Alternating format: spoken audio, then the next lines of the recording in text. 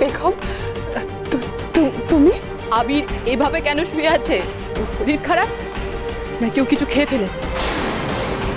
বাড়ি না ফিরে এভাবে ঘুমিয়ে পড়ার মানুষ তো আবির নয়, আর ও ড্রিঙ্কও করে না। তাহলে বলো কি হয়েছে আবিরের? আমাকে এসব জিজ্ঞেস করছো কেন বেগম?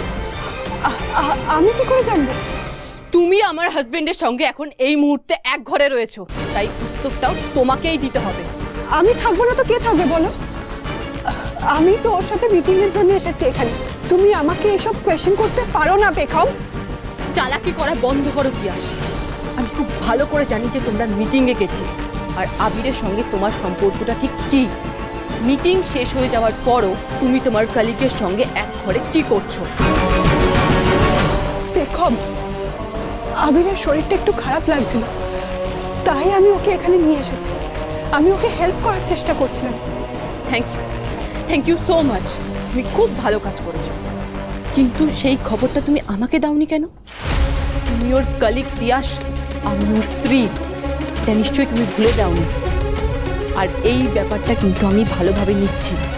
তোমাকে আমার মুখোমুখি হয়ে এই সব প্রশ্নের উত্তর দিতে হবে। আর ভুলে যেও না, এখান থেকে রায়চক মাত্র আমার 2 ঘন্টা সময় লাগবে পৌঁছাতে।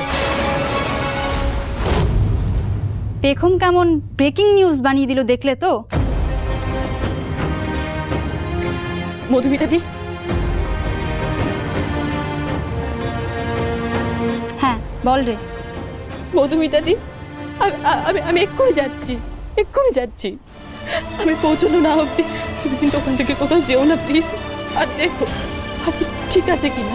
তুই একদম চিন্তা করিস না, আমি আছি তো, তুই একটু সাবধানে আয়।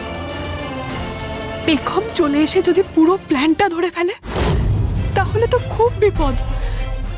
কি করব এখন?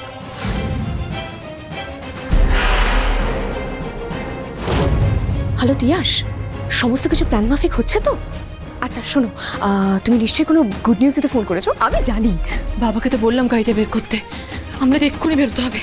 আদৌ বেরিয়েছে কিনা কে জানে। শিওর আজকের পরে বেগম আর বলতে পারবে না যে আবির ওর।